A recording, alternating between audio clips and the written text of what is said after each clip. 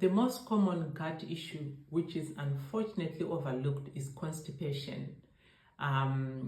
Think of constipation is an indication that one of the most important detoxification pathways is not happening the way it's supposed to be happening. And having constipation over a very long time, ultimately you will end up with the disease. And we know that there is a very strong connection between constipation and dementia, and also even constipation and mood. So in functional medicine, we always laugh about, talking about, mood and poop. There's a very big connection there. And also if you've got a sluggish liver, okay, because in the liver we produce bile, which is a very important substance which helps us digest and also helps, in the stomach pouch by killing any pathogens that come through the food that we eat.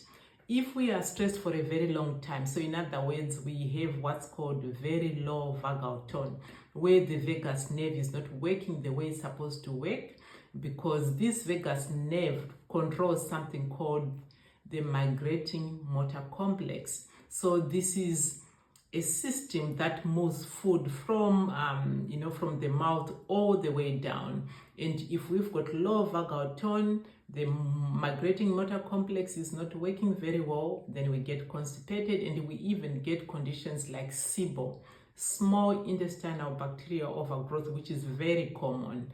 Thyroid, so a very common condition which is overlooked, and a lot of people have got these conditions and they don't know and they've never been tested.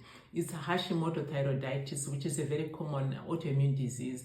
Slows down the thyroid. Slow thyroid, it means that everything in the body slows down, including your brain, including your bowel movement.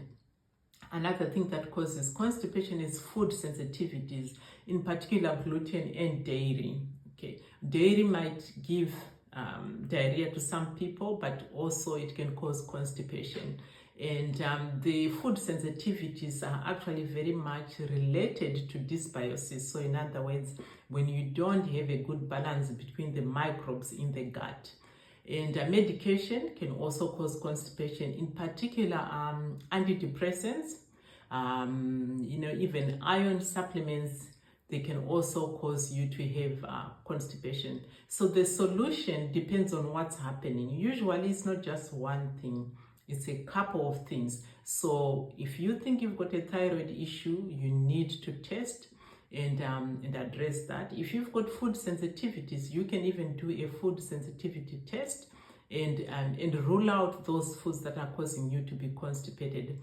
But ultimately what you need to realize is that constipation is a big problem. It's not something that you can just ignore and hope for the best, because if you are constipated over a long time, it could be 5 years, it could be 10 years, it could be 15 years, and after that period you will get a big diagnosis which will be more difficult to address as compared to just addressing your constipation.